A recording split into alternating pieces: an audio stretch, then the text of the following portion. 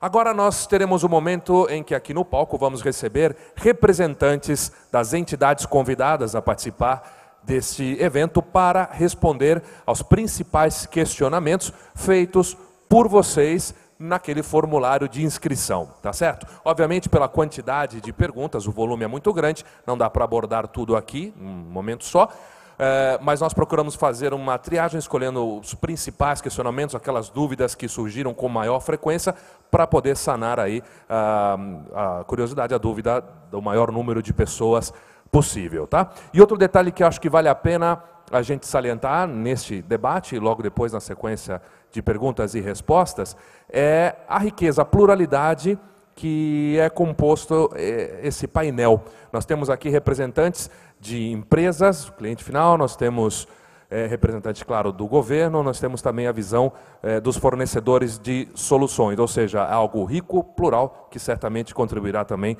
de forma muito importante. Por isso, eu gostaria de chamar aqui ao palco a senhora Alessandra Heloíse Vieira, da empresa Claro.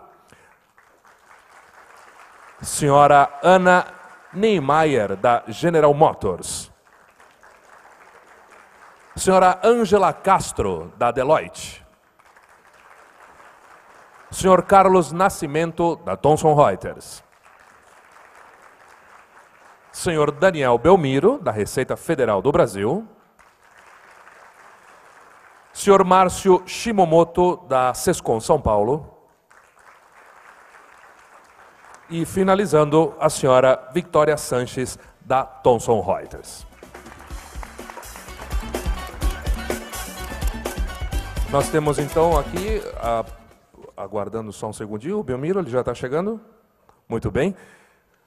Obrigado desde já pela presença de todos. Nós separamos aqui alguns questionamentos, algumas perguntas que acreditamos serem de extrema relevância para todos, para que a gente possa dar início aqui, conduzindo esse debate. A qualquer momento, os senhores também têm a liberdade de complementar a resposta de algum colega, da pessoa que estiver respondendo, para que a gente possa realmente ter um resultado enriquecedor para todos, tá certo? Quando você autorizar, a gente pode dar início?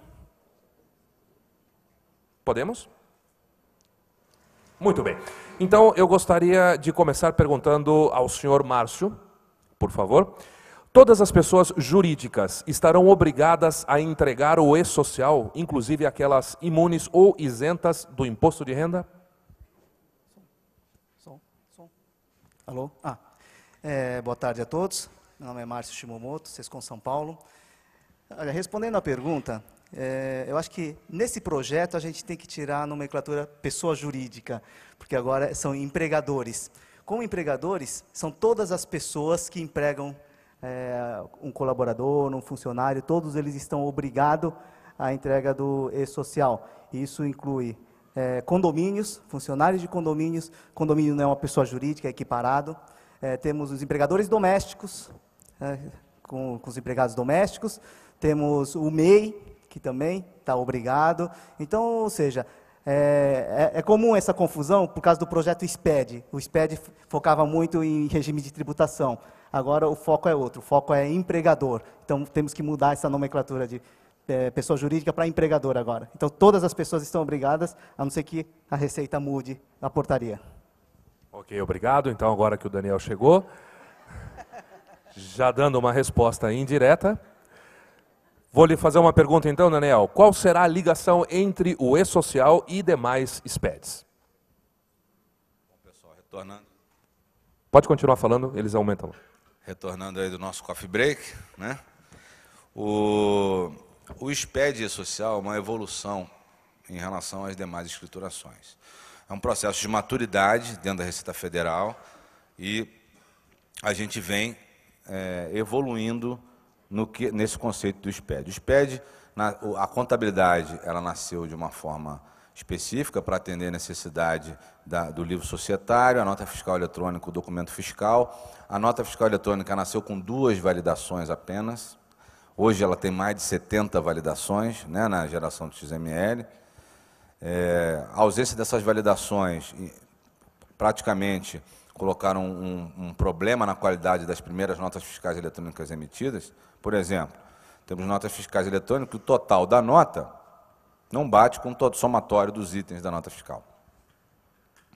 Então, é um problema que a empresa pegava, tinha um processo de trabalho nela e simplesmente migrou para o mundo digital e não fez as correções nos seus processos de trabalho em relação a isso.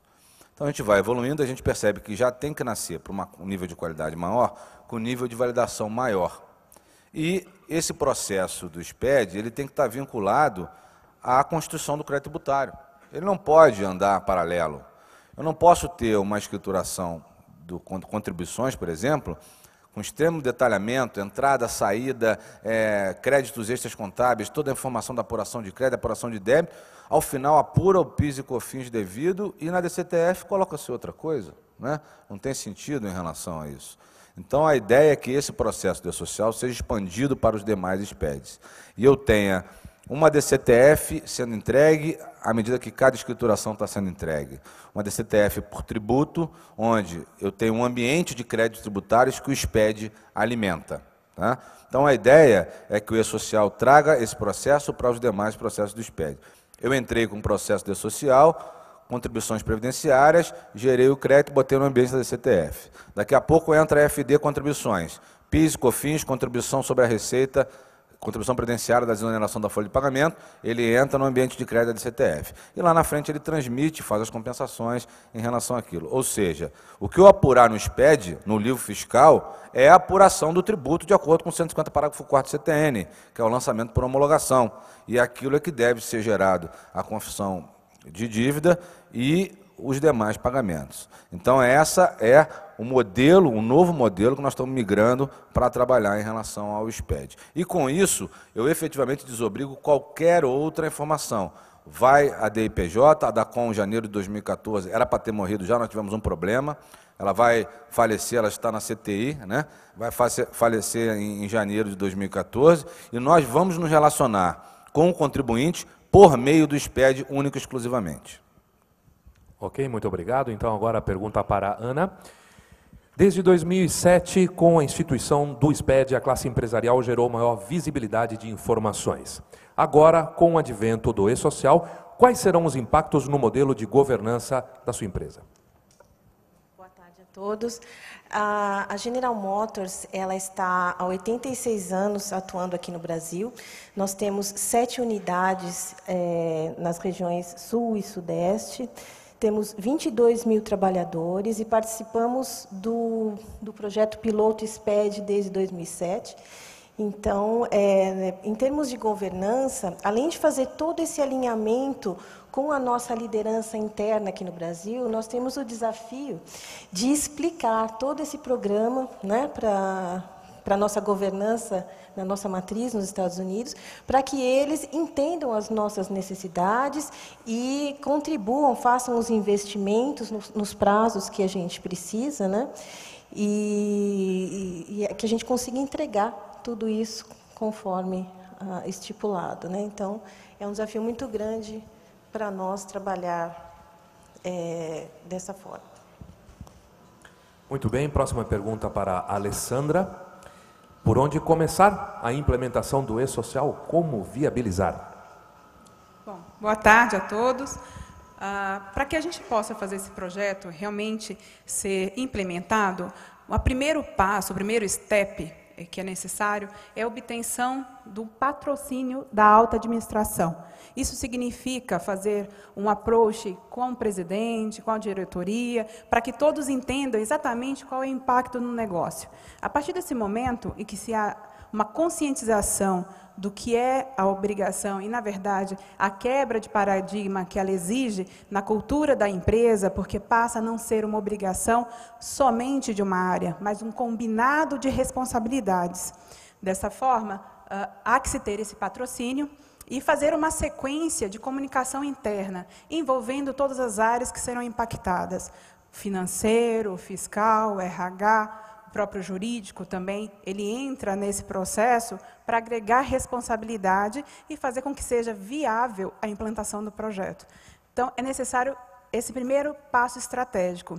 A partir daí, começa o trabalho um pouco mais árduo também, que é a comparação do grau de aderência. Quanto que esse layout hoje já combina ou já está próximo dos usos que você tem dentro da companhia. O quanto você tem gaps que precisam ser ajustados e quanto você vai ter que investir em sistemas e integrações para fazer com que a obrigação seja possível e viável de ser entregue. Basicamente, a gente precisa tomar esses cuidados para viabilizar a entrega da AFD. Maravilha, acho que ficou claro. A próxima pergunta, então, vai direcionada tanto para a Ana, da empresa General Motors, a Alessandra, da empresa Claro, e também para a Ângela, da Deloitte. Avaliado o modelo do e-social, cite algumas ações consideradas relevantes nas organizações. No nosso caso, nós estamos trabalhando num plano de comunicação para abranger todos os funcionários, horistas, mensalistas e explicar os benefícios que todos teremos com a implantação desse projeto, né? Também estamos fazendo um saneamento cadastral, né? Antes isso era feito em períodos mais prolongados, uma vez ao ano, a cada 6 meses, e agora a gente começou esse processo que vai ter que ser contínuo, né? Para que o processo funcione de forma coerente. Para o universo de clientes da Deloitte, a gente conseguiu enxergar que o primeiro passo, em termos de ações, o que gera um impacto, é justamente conhecer quem são os agentes, qual a importância do papel de cada um, porque nós estamos falando de áreas que não necessariamente têm uma conversa diária bastante fluida. Estamos falando do RH, da contabilidade, do fiscal, do TI. Estamos falando também de outros agentes externos, por exemplo, agentes terceirizadores, tanto de folha de pagamento como contabilidade. Então, tem muita gente envolvida nesse processo. E quando você enxerga todo esse mundo, toda essa complexidade, é muito importante que tenha as ações de, primeiro, conhecer qual a distância que tem para se cumprir essa obrigatoriedade. E, segundo, medir essa distância, quem são as pessoas, quem são os responsáveis, e, como a Alessandra disse, quem são os padrinhos desse processo, para estabelecer um ajuste e criar uma forma efetiva de, primeiro, implementar, e depois ter definidos todos os papéis, as responsabilidades também da sequência, porque tem prazo, tem data, tem SLA. Então, tem todo o papel, a importância da governança nesse processo. Então, as ações são mesmo de conscientização, de que a comunicação vai ter que ser fluida e de uma forma que abranja todas as pessoas e que não fique só na responsabilidade, é da área de RH, lá 80%, lá não tinha área de TI, mas 5%, 10%, nas outras não. É realmente o papel de todos os envolvidos no processo para cumprir. E, diferentemente dos demais SPED, esse envolve todo mundo de fato. Uma contribuição que a gente pode passar, até pela experiência vivida na Claro, é que há que se ter um comitê interno, onde você possa fazer uma distribuição e também um compartilhamento das informações que vão sendo maturadas e entendidas ao longo do tempo da implementação. É válido não deixar somente um grupo pequeno e restrito fazendo as avaliações. É importante fazer circular a comunicação na companhia para que todos entendam o grau de dificuldade, as implementações, por exemplo, que foi citado pela Ângela, em TI, por exemplo, e o quanto as pessoas vão ter que estar próximas e entendendo do processo para apoiar, por exemplo, nas homologações ou nas prévias, para que quando a obrigação esteja implementada, a gente tenha capacidade de fazer uma entrega com maior qualidade e sem tantos problemas de multas, enfim, como até o Daniel trouxe para a gente conhecer. Okay. Comunicação, né? Muito importante. Ângela, como gerenciar as convergências entre a área fiscal, contábil, RH e jurídico? De novo, mapear exatamente tudo que é necessário, envolver as pessoas de cada um dos processos e principalmente, em termos de conscientização, buscar nesse grupo de tantos agentes, a real necessidade de comunicação e de uma entrega efetiva. Porque, no final das contas, o que a gente está dizendo é que ali vai ter uma contingência se você não entregar. E essa contingência ela pode vir de diversas formas, às vezes até por descuido. O processo ele tem que estar muito bem amarrado em cada um dos agentes, do começo até o fim da estrutura, até a entrega. Maravilha. Queria ouvir novamente o Márcio, no Sescom São Paulo. Como as empresas de serviços terceirizadores da folha de pagamento irão se adequar à nova sistemática para atender ao e-social? E depois, se a Ângela também quiser complementar a resposta, fica à vontade. Eu acho que, para responder essa pergunta, eu gostaria até de contextualizar o nosso público. O nosso público é um pouco diferente das grandes empresas, onde você tem uma estrutura interna e até talvez umas 7, 8, 10, 20 filiais. A maioria das empresas de contabilidade, hoje, as empresas de contabilidade fazem, até comentei outro dia em Brasília, né, Daniel? 60% hoje dos empregados estão nas pequenas e médias empresas. Eu acho que dessas 60%, 99,9% são folhas terceirizadas feitas pelas empresas de contabilidade. E a empresa de contabilidade tem uma rotina diferente de folha de pagamento de uma empresa interna. Hoje nós dependemos e nós conversamos com os nossos clientes para que eles nos forneçam as informações e eles tragam essas informações para as empresas de contabilidade. A média de clientes de cada uma das empresas de contabilidade são 100, em torno de 100 empresas. Então nós fazemos 100 folhas de pagamento no mínimo, porque são 100 empresas. Quando a gente fala de transmissão de arquivos, nós estamos lidando com 100 empresas diferentes, com 100 donos de empresas, com 100 certificações digitais, e multiplicando isso, como os eventos não é um por mês, os eventos, à medida que vai acontecendo, nós teríamos aí uma dificuldade até de assinar digitalmente esses arquivos XMLs a cada vez que ocorrer um evento na empresa. Então, numa demissão, num afastamento, numa eventual informação de PCMSO, PPP, tudo isso nós teríamos que chamar o cliente para estar assinando e transmitindo essa informação. Nós temos uma experiência com assinar arquivos de XMLs, que hoje, para os lucros reais, que hoje a única obrigação que nós chamamos as empresas, clientes, para assinar os arquivos XMLs, é o SPED contábil, que necessita da assinatura com certificação digital do cliente. E isso é uma vez por ano que nós fazemos, e para quem tem empresa de contabilidade sabe que é uma briga você trazer o cliente para assinar essa obrigação. Até o Daniel, né, numa brincadeira que você fez outro dia em Brasília, né, numa fiscalização, que existem empresas que guardam certificações digitais, que a gente ouviu, até num armarinho muito bonito, classificado, com código, tudo classificado direitinho. E isso é uma coisa que está errado e não queremos, e o SESCOM, e eu acho que a FENACOM abomina esse tipo de procedimento e falamos que isso está errado. Nós temos essas dificuldades, e como fazer para solucionar essas dificuldades? Então, uma parte dependemos de alguma procuração, que depois nós vamos tentar vendo, para que nós possamos assinar digitalmente esses XMLs de eventos e os XMLs, juntamente com o cliente, talvez, e fazermos a transmissão dessas obrigações. Eu acho que aí é mais uma sensibilidade, talvez, de uma necessidade que nós temos. As outras, nós temos um banco de dados que hoje não atende as informações necessárias, nem para aquela carga inicial. São várias informações diferentes, então nisso nós temos que, primeiro, sanear os bancos de dados, como já foi dito aqui, também dos nossos clientes, e isso vai exigir uma conversa e vai exigir busca de informações. Quanto antes as empresas terceirizadas, que terceirizam a folha de pagamento, mantiver essa conversa com seus clientes, já estamos tarde, já estamos atrasados para manter essa conversa. Temos que buscar essas informações o mais rápido possível. Se não tiver, não fazemos nem a carga inicial. Se não fazemos a carga inicial, não fazemos a admissão. Aí para todo o processo de folha de pagamento, né, Daniel? Então não temos, isso é uma preocupação que nós temos aí, que é sanear esse banco de dados. Nós também temos que, esse problema que nós falamos, convencer os nossos clientes a mudar uma cultura. É um processo que nós vamos ter. Nós temos que convencer ele que é importante, eles vão ter que mandar as informações nos prazos corretos, não podemos mais receber informações de férias depois que ele saiu de férias, não podemos mais ter informações de admissão quando a gente manda a folha e ele fala, faltou alguém, né? E já está tarde, já foi, temos que receber antes de ser admitido. E isso é uma cultura que a gente tem, Daniel, é uma cultura dos pequenos empresários, tá?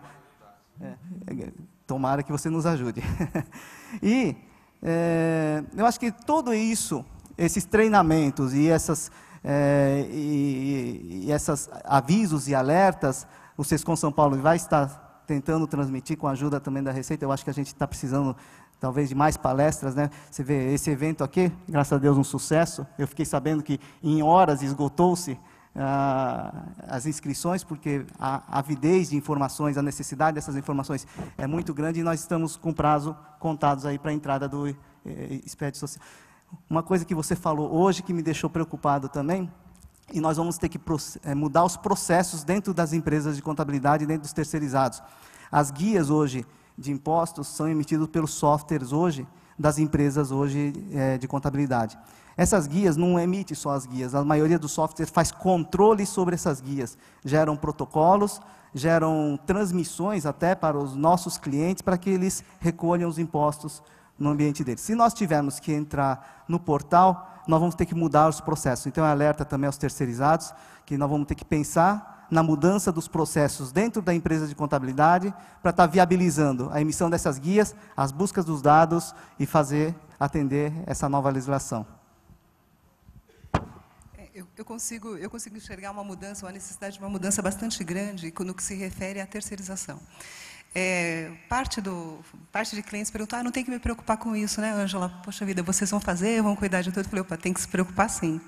A gente faz, se terceiriza tudo, se terceiriza folha de pagamento, contabilidade, fiscal, se terceiriza um problema, mas não se terceiriza a responsabilidade. Então, o sucesso da implementação desse processo, evitar risco, começa justamente na estrutura do cliente. A fonte de informação é de lá. Então, durante esse momento de implementação, nós estamos fazendo uma análise de tudo que afeta a vida do cliente, de que forma a gente pode fazer que seja fluido esse processo. E é muito importante assim, destacar que o e-social, ele é voltado para todos, de uma forma geral, para todos os trabalhadores, da mesma forma que é voltado para todas as áreas dentro da empresa. Então, o nosso contato com o cliente não é só com o nosso cliente padrão, contato de dia a dia, mas também passa para todas as áreas de uma forma direta. Então, terceiriza-se a folha de pagamento, a contabilidade, mas mais que isso, tem que ter um processo de cultura, tem que ter um ajuste de procedimentos e tem que ter uma série de acertos para que tenha sucesso essa implementação. Muito bem. A próxima pergunta, então, para a Victoria, da Thomson Reuters. Como gerenciar informações originadas de múltiplos sistemas das empresas para um único meio de comunicação do ambiente e-social? Temos aí um grande desafio, realmente. E foi muito oportuno o trabalho que nós realizamos, estamos em andamento com o Núcleo Gestor de Conhecimento voltado para o e-social, onde foi possível visualizar o cenário real das empresas, né? As empresas pulverizadas, muitas vezes corporações multinacionais, existem sistemas e múltiplas plataformas que cuidam de determinadas informações. Vou dar um exemplo para que isso fique um pouco mais claro, né? Empresas que tratam a parte de cargos, salários, carreira, admissões, numa visão mais de RH. Outras, num processo mais preocupado com o cálculo líquido da folha em si, que é o pagamento. Por outro lado, temos também todos os controles, né, de medicina legal do trabalho, onde nós temos os atestados e, em algumas situações, não há uma informatização disso. Informações novas existem a partir deste novo projeto, na qual requer não somente sistematizar o que está em papel, mas prover novas informações. Também entra a parte jurídica, né? E nós temos um cenário bem amplo dentro do grupo, há empresas também, e isso é uma realidade que não é só dentro do grupo, é geral, empresas que estão espalhadas nacionalmente, onde cada unidade espalhada regionalmente possui um advogado que faz toda a defesa de um processo trabalhista, e com o retorno, foi deferido, indeferido, posiciona por e-mail ou papel, ou seja, como vai ser um meio de comunicação? Nós estamos falando de uma nova era de relacionamento entre empresas, empregador e governo. Isso é muito positivo, mas no momento, na largada, ele é um processo um pouco duro, né? No sentido de adequar seus processos internamente. Como centralizar essas informações? Nós temos aí por volta de, vimos alguns casos aqui, mas tem empresas que têm 160 mil colaboradores, onde existem múltiplos sistemas, sistemas de folha, empresas que se incorporam, tem outros sistemas de folha, sistema jurídico. No momento de fiscalização ou até controle gerencial, que tenha toda uma questão de governança das companhias, como adequar esse modelo? Trazer essas informações de uma forma centralizada, corporativa, que dê segurança com a qualidade das informações, fazer previamente consistências. Esse é o nosso compromisso, é isso que nós estamos trabalhando dentro desse grupo, que é muito importante. Quando nós falamos de eventos, que podem ocorrer até 44 eventos, e essas informações é por colaborador, não necessariamente uma área isolada de folha de pagamento mudou essa postura. A gente está falando de envolvendo terceiros, envolvendo o fiscal, envolvendo outras áreas. É muito importante ter uma visão integrada. A responsabilidade é da companhia e há necessidade de centralizar. E é esse o nosso trabalho que nós estamos trabalhando com as empresas, integrando essas informações de forma que futuramente seja possível suportar até uma orientação interna ou externa, que seja uma fiscalização. Ok, obrigado. Daniel, com a inovação do SPED, como os demais órgãos estão se organizando para atender a sociedade com agilidade?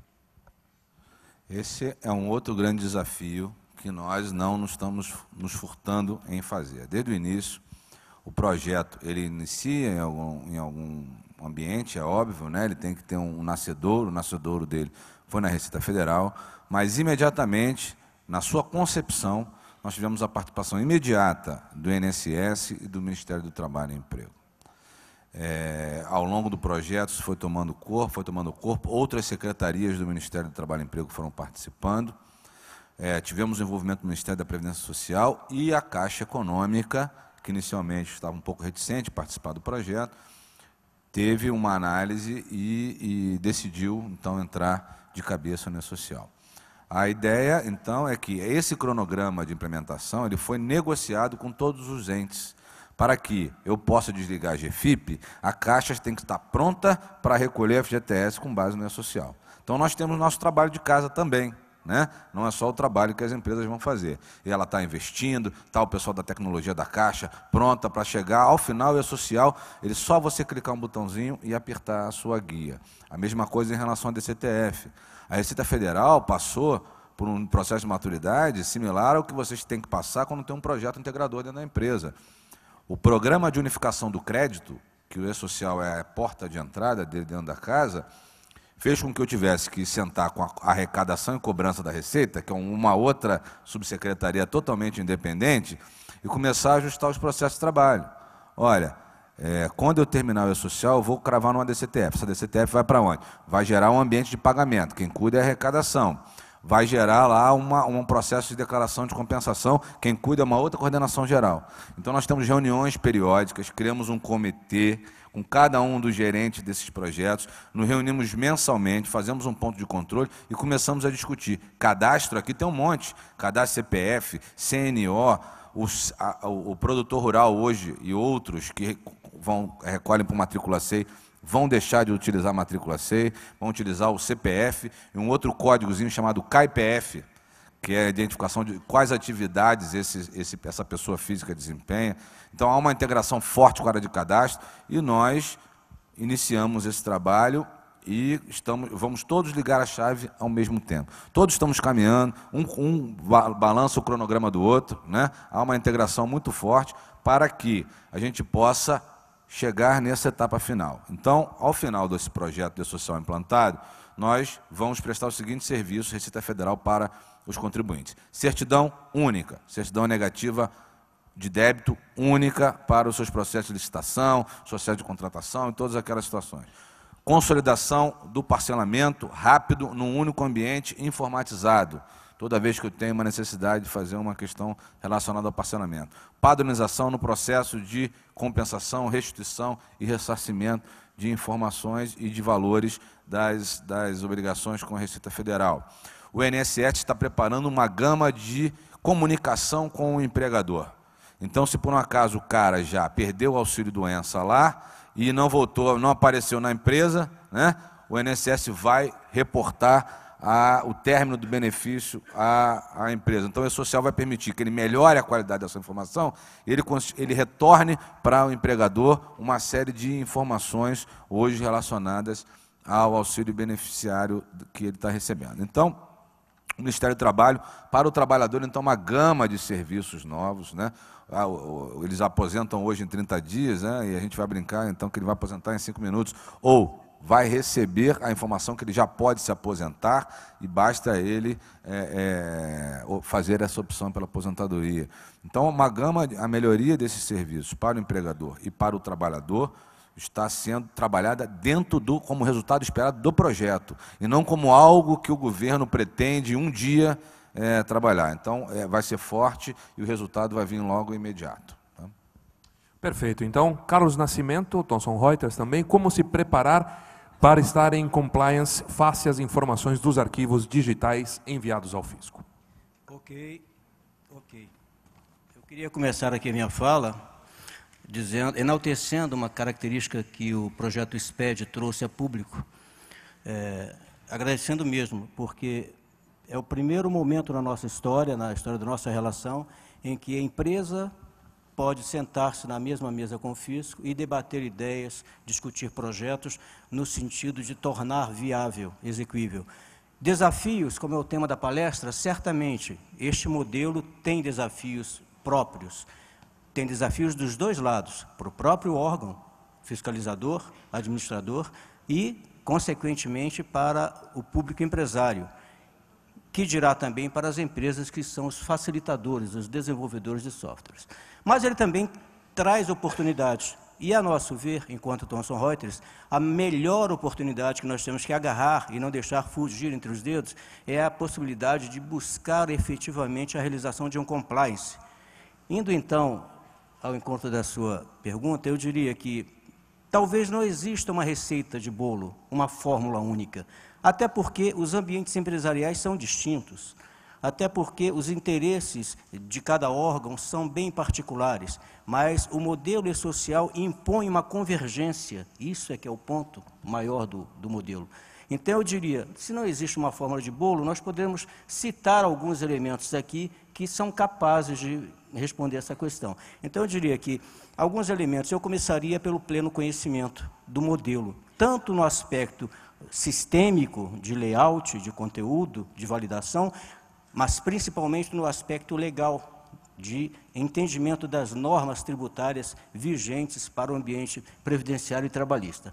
Dado esse primeiro passo, sabemos que empresas têm teses jurídicas, posicionam-se com base em pareceres jurídicos, isso é uma realidade. Então, temos que ter um pleno domínio desse cenário e dar o passo seguinte. Então, o passo seguinte, a nosso ver, enquanto Thomson Reuters, é ter um pleno conhecimento, um pleno domínio do ambiente operacional. Então, rever os processos, revisitar os processos, procurando ajustar possíveis dicotomias entre aquele primeiro passo de entendimento, conhecimento e a realização, os posicionamentos operacionais. Dado esse passo, talvez eu trouxesse um terceiro elemento. É preciso, então, ter uma qualidade efetiva de dado, que tem sido, Daniel, até um certo problema em informações de outra ordem, né? Então, o dado precisa ser qualitativo. Considerando a enormidade de informações, é um desafio imenso, mas é um esforço necessário. Uma vez que esse dado esteja dentro de um padrão de qualidade, então nós precisamos olhar o elemento humano, então capacitação contínua, formação, estudo, conhecimento direcionado. Temos mais um elemento aqui importante. Talvez, então, a gente pense, com esses passos dados, nós estejamos mais ou menos próximos de afetar a cultura. A cultura está lá na frente, ela é histórica, não se muda a ZAP. Então, é necessário realizar alguns passos, alguns esforços, até bater na porta da dona cultura e tentar negociar alguma coisa, no sentido de proteção do resultado da empresa, que é o desafio de todos nós. E, por último, eu diria, assim, não se trata de uma gestão setorial. Nós entendemos, desde o projeto SPED, no seu primeiro pilar, e chegando aqui agora no E-Social, nós entendemos que é necessário uma verdadeira compulsão em busca de uma gestão qualitativa e corporativa, para não usar o termo tão batido de governança. Então, nós entendemos que aqui nós precisamos alcançar um status de um processo de gestão qualitativa compartilhada. eu diria, como disse Ravel na década de 70, você também é responsável. Então, eu diria, com as minhas palavras, sinta-se também responsável. O projeto E-Social impõe uma gestão compartilhada. Talvez estes elementos somados consigam nos levar em busca do compliance. É a nossa opinião. Muito bem. Eu acho que foi plenamente atingido o objetivo, né, da conferência, discutindo os desafios, os novos desafios. E é interessante ressaltar novamente, como o Marcos frisou muito bem, o ecossistema aqui, né? Temos aqui as visões diferentes de empresas, do governo, dos provedores de soluções também. Dessa maneira, então, nós encerramos essa parte do debate com essas questões que vieram lá nos formulários de inscrição. Alguém gostaria de fazer uma última colocação? E, em seguida, passaremos às perguntas que os senhores presentes aqui mandaram para a gente. Claro, também são algumas. Obviamente, assim, vai ser um momento para o pessoal que está aqui, quem está nos assistindo pela web. Nós vamos montar naquele hot site também um FAQ, né? Então ficarão ali perguntas e respostas frequentes para facilitar a vida de todo mundo, com essas e outras também que não puderam entrar. Alguém gostaria, antes da gente passar para a sessão de perguntas e respostas, mais algum comentário? Por favor, à vontade, fique à vontade. Eu imagino uma seguinte situação. Eu conheci a mulher amada, resolvi casar com ela e tivemos um filho. Aí eu pego esse filho e entrego para uma babá, e dou um dinheiro para ela e falo assim, ó, você vai alimentar ele, vai dar de mamar, vai botar para naná, vai fazer o que tem que fazer, e eu vou ficar aqui com a minha esposa, e etc. O que vocês acham num processo como esse? É normal esse processo? Então, assim, o empresário, o dono do negócio, ele optou por casar com uma atividade econômica, né? E essa atividade econômica tem uma série de filhos, sejam eles aqueles que ele quer ter e aqueles que são filhos acidentais ou obrigatórios, né? Mas é um ônus dele alimentar. Ele até pode ter, nesse caso, uma pessoa de confiança que ele contratou para desempenhar uma função importante para ele, no caso, profissional contábil ou um escritório de advocacia. Mas ele tem que sempre saber se aquele filho dele está crescendo direitinho, se está bem de saúde, porque a responsabilidade é dele. É basicamente esse o mesmo aspecto que eu faço essa metáfora para conscientizar de que quem vai sofrer ao final de um processo mal feito vai ser o empresário, vai ser o representante legal da empresa que vai sofrer os ônus dele não ter azeitado o processo. Mas depois não adianta brigar com o filho, né? Ele tinha que ter dado atenção na hora certa. Bom, muito bem, vamos passar então aqui a algumas perguntas feitas pelos presentes ao evento. Começo com a pergunta de Gustavo Oda, da Procter & Gamble. Se o evento admissão é crucial e precisa ser reportado diariamente, qual a contrapartida dos entes governamentais para possibilitar acesso ao PIS/NIT, por exemplo, no caso de primeiro emprego, visto que o PIS tem demorado de 20 a 30 dias para ser emitido?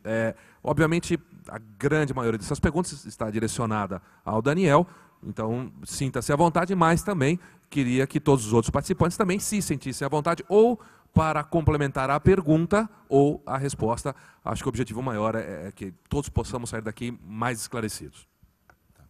Eu acho que o mais importante desse nosso trabalho é vocês também entenderem qual o esforço nós estamos fazendo em respeito a essa nova relação, que eu chamo de cidadão-contribuinte, certo?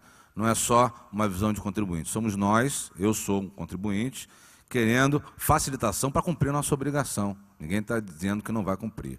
Então, dentro desse conceito, é importante vocês entenderem o porquê e qual o porquê das coisas e o nível de esforço que nós estamos fazendo. Existe um grupo técnico que foi criado dentro do projeto, chamado GT Cadastral, tá? Que é para justamente permitir que as empresas estejam aptas a cumprir a validação que nós queremos, que é CPF, PIS e data de nascimento corretamente. Tem algumas situações que tem que ocorrer, por exemplo, além de ter um processo que o sistema CISO da Caixa Econômica vai incrementar, tá? Que é você obter imediatamente o PIS, já está funcionando, né? Inclusive já houve uma modificação, quem visita mais lá o aplicativo já começa. Então você acha que não é nem D+1 hoje, né? Já está E a gente tem acompanhando esse processo, que são processos correlatos ao E-Social e serviços prestados. Então, hoje você já consegue tirar esse PIS. Nós estamos trabalhando com o CPF de estrangeiro também, tá? Para que ele seja dado imediatamente. E aí às vezes as coisas são engraçadas, né? Eu vou em muitas reuniões de trabalho e os colegas perguntam, mas por que vocês não fazem um sistema assim assado? Aí eu falo com ele, o sistema já está lá há 2 anos, né? Então, não é o caso aqui, tá? Mas já está em funcionamento o CPF para o estrangeiro lá de fora. Ele no consulado, antes de vir para trabalhar no Brasil, quando ele já souber, ele já pode dizer que é não residente e já retirar um CPF dele. Ele já vem com o CPF para cá. Então, se as empresas souberem desse procedimento, elas orientam já o colega, olha, tira o seu CPF aí direto, certo? E quando você chegar aqui, você só muda para residente. Mas aí é outro processo. Já tirou o CPF, não tem que ficar aquele número do processo do MTE, ou aguardando o RNE da Polícia Federal, porque o problema é que o CPF do residente é que ele precisa do RNE. E aí demora um pouco. Então, um processo casado. Se ele já tira como não residente, ele já vem com o CPF, depois ele só troca o status. Então, o que a gente está fazendo? Está buscando essas soluções para, junto com o E-Social, poder agregar esse número todo de orientações, e não só em relação a essa, mas em relação a todos os efeitos colaterais que o E-Social está gerando. Tá? Nós estamos trabalhando fortemente. Não é só isso. Tem um grupo de legislação, tem um grupo de segurança da informação, que vai trabalhar código de acesso, certificado digital. Tem vários nichos para que a gente possa agregar valor nesse projeto. Próxima pergunta de Natália Silva de Brito, da Odebrecht. O que muda para a área jurídica das empresas? Será necessário lançar as informações de todas as ações, autuações movidas em face da empresa? Essas informações vão ser controle da empresa. O que a gente quer lá é um processo judicial ou administrativo que altere a tributação normal. Está entendendo? Então, assim, a tributação normal o quê? A Fazenda Pública tem o seu entendimento, tem uma incidência padrão. A empresa não concorda. Para ela não concordar com isso e não sofrer um ônus, normalmente ela entra com mandado de segurança e abre uma ação para julgar aquele mérito, não para desconstituir um auto de infração, mas para evitar a incidência sobre determinada verba. E aí ela informa isso no E-Social para que, ao não calcular aquela informação, quando a gente receber, a gente sabe, a empresa não tá tributando auxílio-doença nos 15 primeiros dias porque ela tem uma ação judicial que permita. Então, ela não está em mora. Ela não está inadimplente, ela não tem que sofrer penalidade porque ela está coberta por uma decisão judicial. É essa a informação que nós queremos. A empresa que vai discutir um auto de infração, no contencioso administrativo, etc., aí não, é o controle judicial no sistema da empresa. O social não vai trabalhar com isso. O social quer a informação que vai mudar a regra padrão de tributação da declaração. Ok? Me permite, complementando? Por favor, o microfone de Carlos Nascimento. Sim? Ok, obrigado. Complementando, se você me permite, achei oportuna o seu esclarecimento. E você poderia falar um pouco para nós sobre aquele módulo de processo trabalhista, efetivamente, que é diferente desse âmbito de processo que você se referiu? Acho que também tem gerado bastante dúvida por parte das empresas que temos visitado. Okay. Vocês ainda não têm um layout do módulo reclamatória trabalhista na versão que está aí. Samuel tem trabalhado muito fortemente, inclusive, com a equipe da DERAT aqui de São Paulo, que é a maior delegacia da Receita Federal do país e uma das mais impactadas nesse processo de análise de processos trabalhistas. O que acontece hoje? Um processo com 36 meses de pedido, né, gera ao reclamado a necessidade de 36 GFIPs em relação àquele processo e tal para regularização. Gera uma guia totalmente desencontrada, gera um parcelamento que às vezes a justiça não sabe que está parcelando, ou seja, é um caos total nesse processo de integração entre a Receita e o Ministério e a Justiça do Trabalho. Então nós sentamos com o TST e vamos ter um projeto em conjunto para resolver isso. O TST está desenvolvendo um sistema a nível nacional chamado PJE, que é o Processo Judicial Eletrônico. E dentro desse PJE ele vai ter um sisteminha lá chamado PJE-Calc, que vai fazer o cálculo das verbas trabalhistas da sentença ou do acordo. A ideia é que esse sistema, ao final da sentença, ao final do processo, ele gere um arquivo que vai integrar com o E-Social diretamente. Nós já passamos, inclusive, o layout para o desenvolvedor lá do TST, ele já está preparando e trabalhando na integração, nós precisamos retomar algumas informações, e a ideia é que eu tenho um arquivo para o processo. Inicialmente, ainda a empresa vai ter que fazer essa informação, só que é um evento reclamatório trabalhista para todo o processo, com várias competências, inclusive naquele evento. Eu não preciso fazer vários eventos, reabrir uma folha lá atrás para incorporar. Não, aquele evento vai ter um tratamento específico, tá? Ok? Então eu não preciso nem retificar as GFIPs anteriores, ou no caso, os eventos, as escriturações anteriores. Eu vou ter um trabalho exclusivo do módulo reclamatório e no futuro nós esperamos que a própria Justiça do Trabalho encaminhe ao final de cada processo essa informação. A empresa ela só vai ter necessidade de encaminhar se por algum motivo a Justiça não encaminhou, que se for uma integração de sistema, dificilmente vai acontecer. E aí a gente perguntou mais com os desembargadores que estavam trabalhando, é possível isso? Vocês não vão se incomodar de encaminhar? Ele falou, nós queremos mandar. Nós queremos mandar, não é para botar culpa no empregador, é para que a sentença deles tenha efetividade no direito do trabalhador, que hoje, dificilmente, essa sentença vai gerar o benefício previdenciário do cara. Se a empresa não faz a GFIP, não coloca toda aquela informação, ele acaba não conseguindo ter direito ao benefício previdenciário. Então, os desembargadores querem. Nós mandamos, nós temos certificado digital, integra direto no sistema, só não dá muito trabalho, né? Se o sistema fizer um trabalhinho, ele só der um ok, no final, exporta a e-social, ele exporta a e-social. E, com isso, vai ter uma integração entre o sistema de parcelamento parametrizado, que eles vão poder saber exatamente como é que está sendo quitado esse parcelamento. Então, esse é o processo de reclamatória trabalhista que está sendo previsto. Inicialmente, eu já elimino vários eventos para reclamatória, eu tenho um evento só específico de reclamatória, e nós vamos, no momento subsequente, assim que possível, estabelecer a integração com o sistema do TST. Obrigado. Muito bem, pergunta de Vanessa Moura, da UPL do Brasil. O E-Social está programado para informações da desoneração da folha de pagamento? Como é que é esse processo hoje, né, na GFIP? Você informa a tributação sobre o faturamento lá na FD Contribuições, porque já trata de faturamento, senão começa a pedir faturamento tudo quanto é escrituração, não é o objetivo do SPED, né? Então, faturamento é onde? Faturamento é lá na FD Contribuições. E a outra informação, que é retirar o cálculo do que é feito sobre a folha, vai num campo extremamente detalhado, que é o campo compensação da GFIP, certo? Ele tem um detalhamento enorme, né, que vocês fazem uma planilha de Excel e fica dentro da empresa, porque nós não sabemos de absolutamente nada do que acontece nesse campo compensação. Não tem rastreabilidade nenhuma. Então, fica lá. Quando tem um probleminha que o CFIP não conseguiu ser alterado, coloca onde? No campo compensação. Até, se eu pegar, deve ter umas 15 N da Receita falando de campo compensação. E aí, no processo novo, como é que vai ficar essa desoneração da folha de pagamento? Eu vou controlar ela de duas maneiras. Eu tenho empresas que toda atividade é substituída, né? Então ela vai se classificar, Kruger me corrija se eu estiver errado, tá?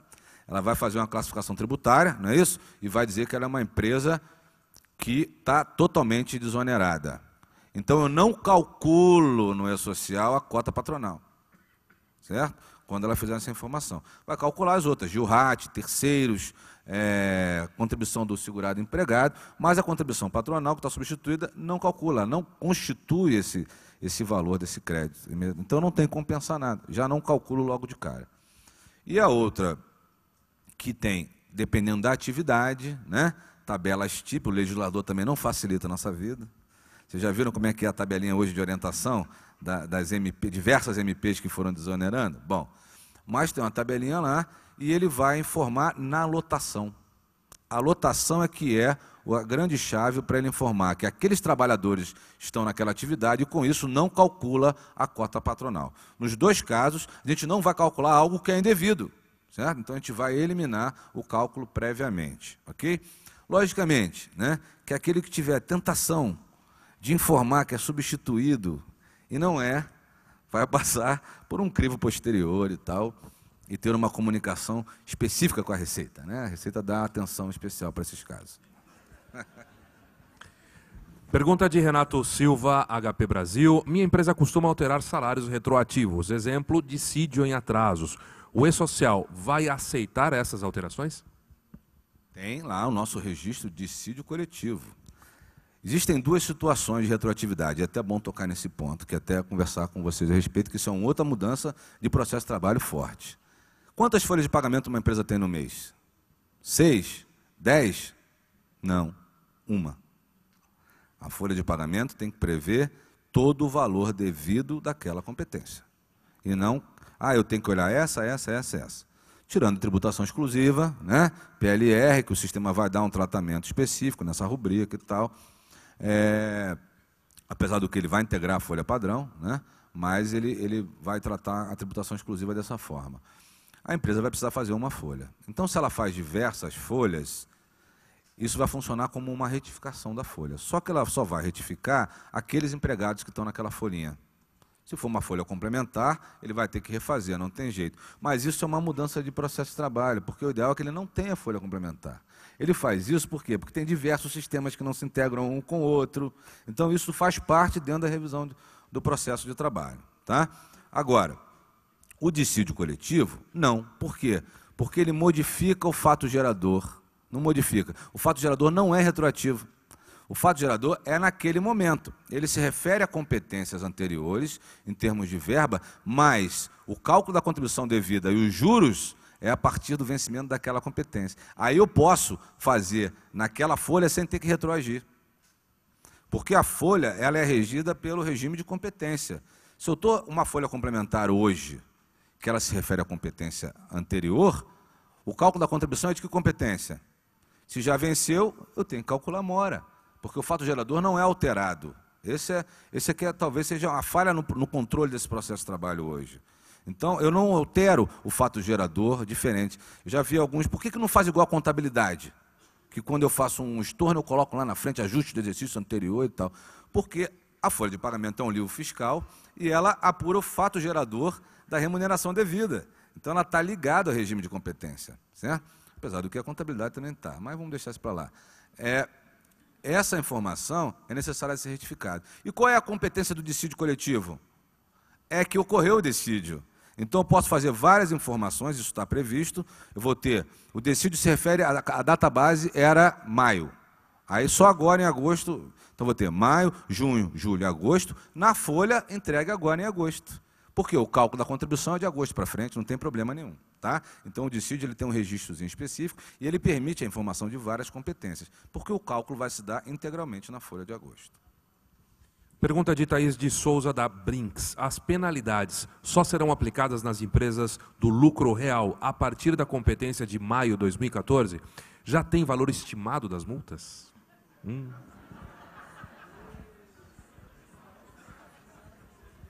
Esse sorriso não é sarcasmo, não. Eu não gosto de multar, ninguém gosta de multar em relação a isso, né? São ossos do ofício. Então, a gente vai aplicar... Qual é o conceito que nós estamos usando no E-Social? Que nós não temos nenhuma nova obrigação, não é mesmo? O E-Social, ele simplesmente modifica a forma com que as diversas obrigações hoje são prestadas. Então, eu tenho folha de pagamento, eu tenho a entrega da GFIP, tenho uma série de situações.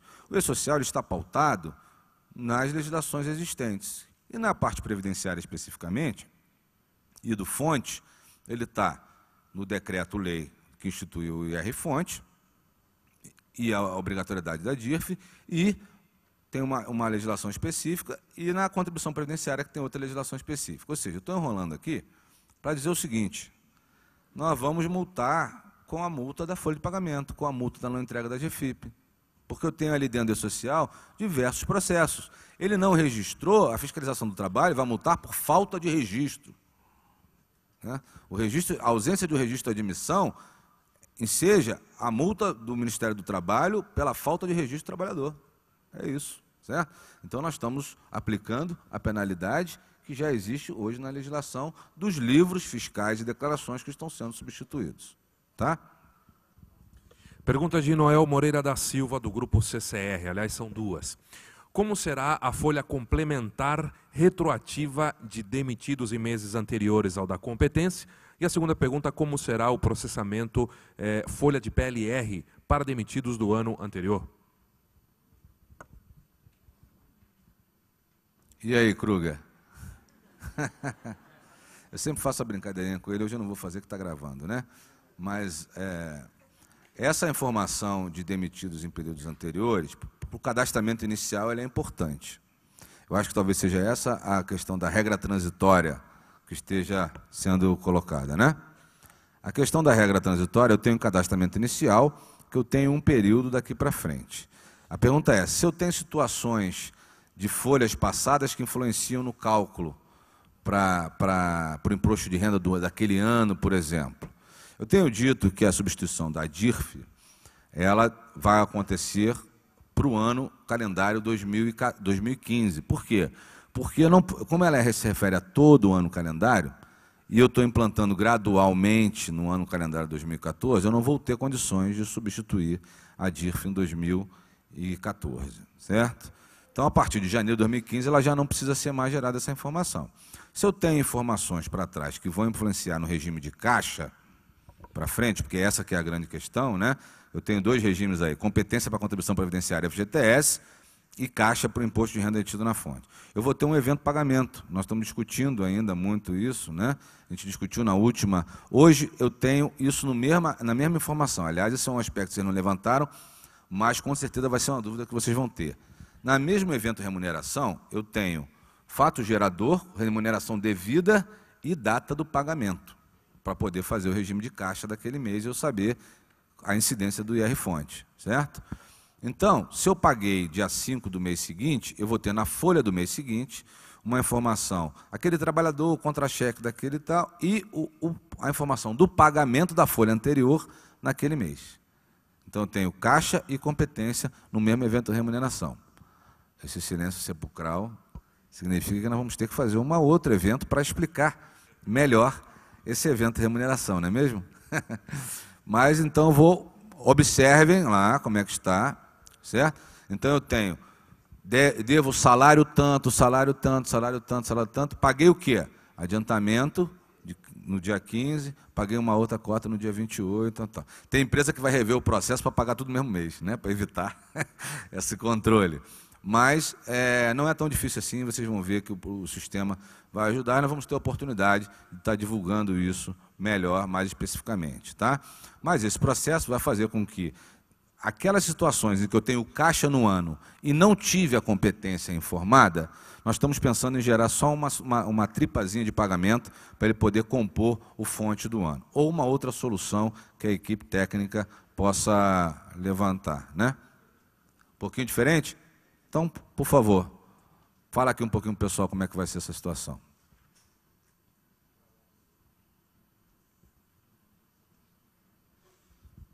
Bom, a ideia é que os pagamentos sejam efetuados no mês, tá?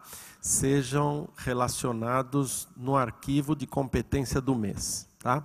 Então, por exemplo, competência janeiro, você informa a folha de pagamento de janeiro. E na competência, e nesse arquivo de janeiro, você informa também os pagamentos efetuados durante o mês de janeiro, tá certo? Então, a competência janeiro, você vai informar, você vai fazer a transmissão no dia 7 de fevereiro, tá certo? Com as informações de remuneração de janeiro e com os pagamentos de janeiro, independente da competência a que se referem, tá? Então, por exemplo, dia 5 de janeiro, por exemplo, você pagou o saldo de salário de dezembro. Vai nesse arquivo. No dia 20 de janeiro, você pagou um adiantamento relativo à folha de janeiro. Tá? Vai no arquivo de janeiro. No dia 5 de fevereiro, você paga os restantes da folha de pagamento de janeiro. Esse já não vai. Vai no dia 7 de março, quando você for transmitir o arquivo relativo a fevereiro. Tá certo?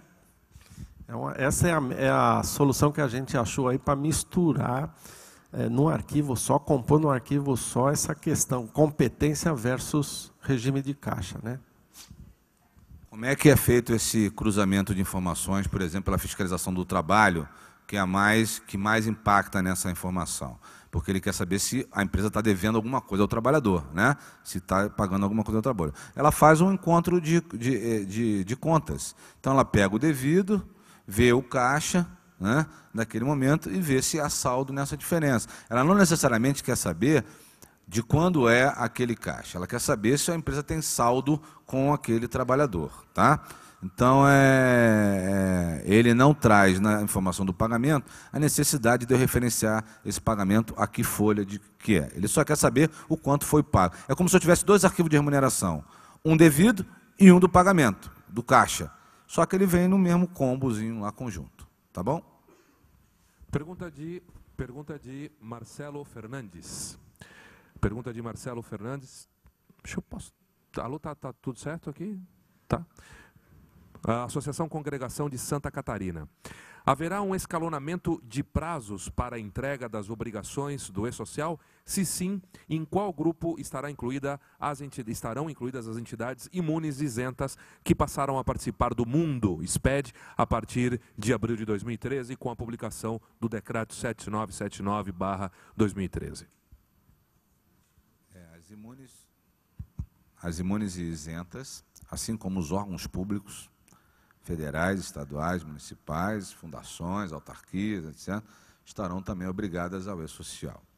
Como eles têm um nível de organização financeira, contábil, normalmente um pouco inferior às empresas que estão disputando no mercado, pela até a sua própria necessidade de compliance um pouco menor, em termos de exigência para quem administra, elas vão entrar no final da obrigatoriedade, junto com as pequenas empresas, e elas só vão passar a ser exigidas oficialmente a partir de janeiro de 2015. Tá? Então, dentro daquela obrigação, como o público aqui é mais relativo às empresas privadas, e com essas especificidades eu deixei de fora. Mas tanto as imunes e isentas quanto as empresas, os órgãos públicos, e esses aí vão ter um grande problema, vão ter que se adaptar a partir de janeiro de 2015, quando todos, 100% dos obrigados estarão funcionando por meio do E-Social. Tá? Ok, pergunta de Tatiane Sena, do grupo CCR, sobre certificado digital. Para acesso ao E-Social, temos que utilizar certificado digital? Se sim, qual tipo? E-CNPJ ou E-CPF?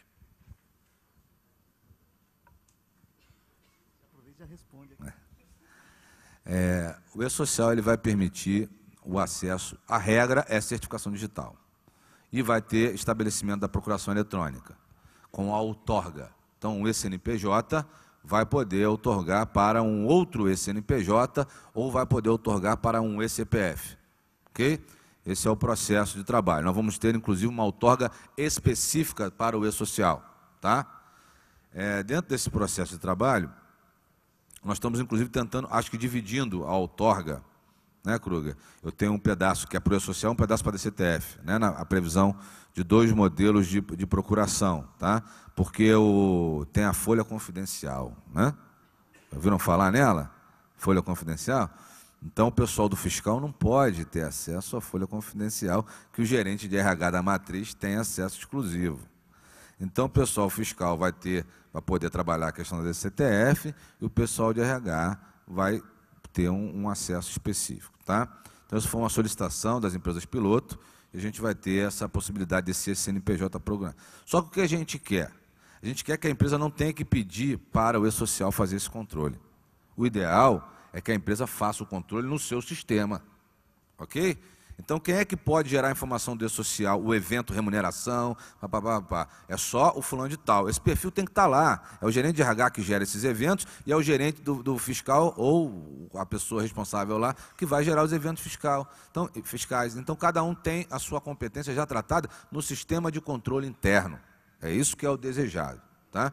Então, mas eu vou ter a possibilidade. E eu tenho a figura do código de acesso. O código de acesso é só para miudeza. Tá? E, por enquanto o país não consegue implementar uma política ampla de certificação digital, a baixo custo ou até subsidiado para os diversos, que já é um posicionamento, inclusive, do novo ministério que foi criado de micro e pequena empresa, de ter uma ampliação da certificação digital a nível nacional.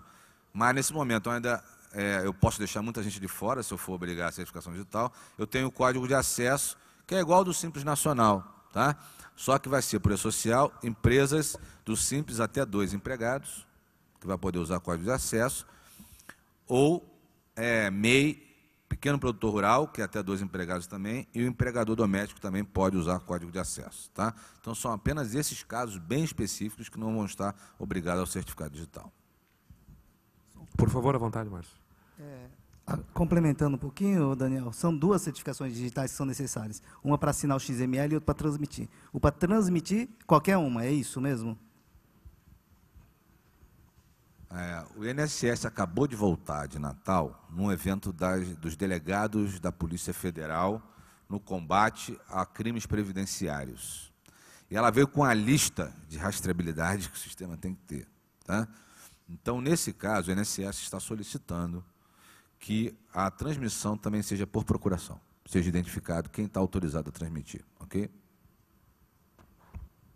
Muito bem, então a última pergunta, essa aqui direcionada ao pessoal da Thomson Reuters, de Francisco Coelho, da Camargo Correia. Como a Thomson Reuters pretende atender o compliance entre as diversas obrigações, SPEDs, contábil, fiscal, EFD, contribuições e AE social.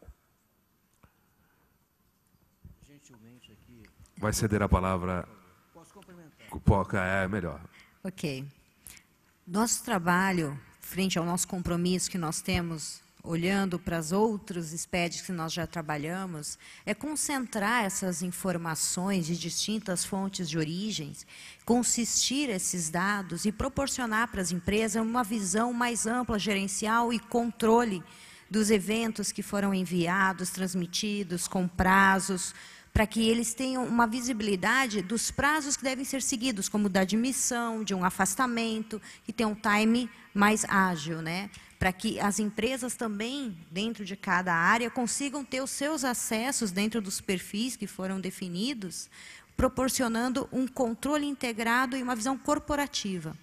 E é esse trabalho que nós estamos fazendo em conjunto com as empresas, ouvindo as necessidades, entendendo as dificuldades, os diversos sistemas pulverizados na companhia para fazer frente a esse novo desafio. E eu gostaria de complementar. O microfone, por favor. Obrigado.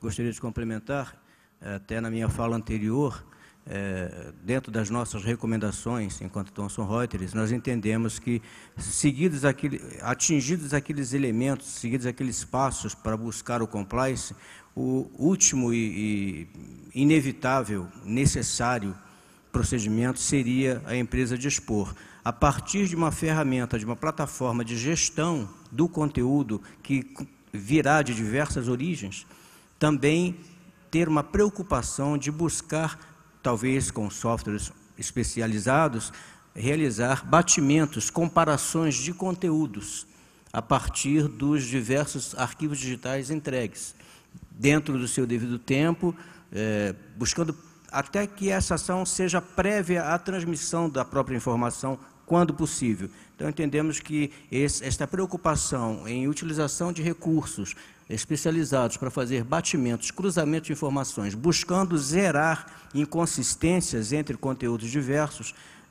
que alimentaram a base do SPED ou o portal do E-Social, seja a chave que fecha essa situação da qualidade de dados entregues ao fisco. É importante que isso seja feito, porque nós vamos fazer. Ok. Bom, agora nós passaremos então a ouvir as palavras do senhor Marcos Bregantin para fazer o encerramento, mas antes disso eu gostaria de agradecer a presença e a participação de todos vocês no debate, nesse painel de perguntas e respostas. Novamente, acho que foi muito proveitoso e esclarecedor. Obrigado a todos, uma boa tarde, por favor, obrigado. Fiquem à vontade.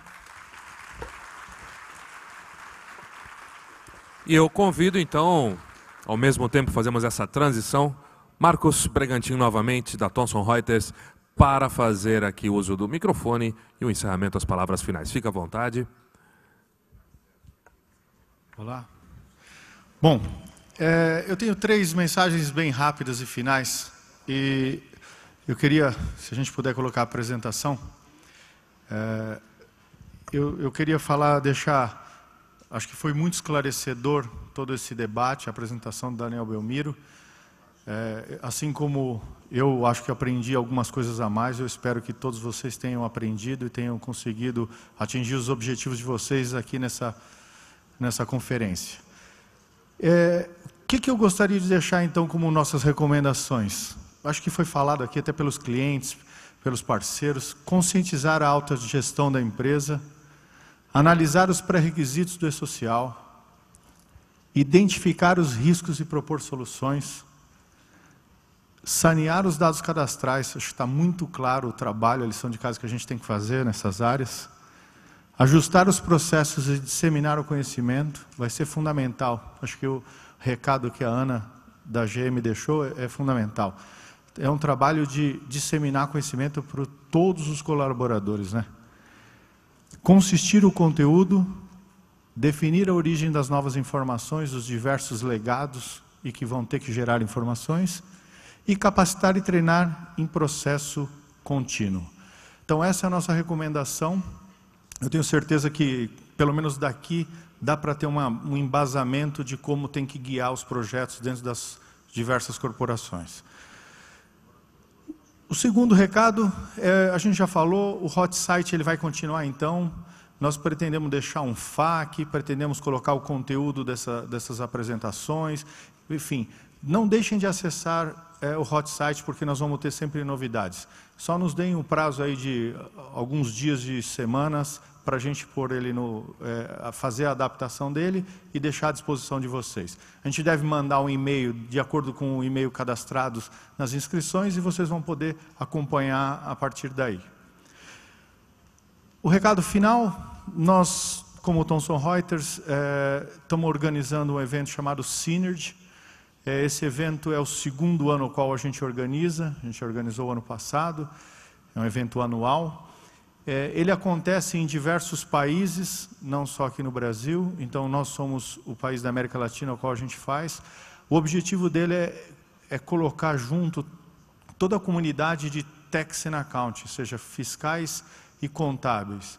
E a gente poder trazer pessoas de mercado, pessoas que vêm agregar, colocar as visões do que está mudando, o que está mudando nas empresas, nos escritórios contábeis, nas auditorias, enfim, é um evento muito interessante, é uma comunidade Tax and Accounting. Então eu convido a todos vocês, as inscrições abrem a partir de hoje. Se vocês puderem acessar, vocês vão receber essa apresentação, então se vocês puderem acessar o site, quiserem se inscrever, será um prazer muito grande. E por último, queria agradecer a todos que vieram, que estiveram presentes aqui, incentivaram nessa primeira conferência, ao pessoal da web que participou, de todo o Brasil, de outros países, como o Alejandro comentou. Acho que está provado aí que existia a necessidade e a carência de a gente falar. Então, em nome da Thomson Reuters, eu agradeço a todos que vieram aqui. Muito obrigado. E que a gente agora possa fazer um networking aqui no coquetel que vai ser servido. Aproveitem, ainda dá tempo de tirar algumas dúvidas finais. Muito obrigado.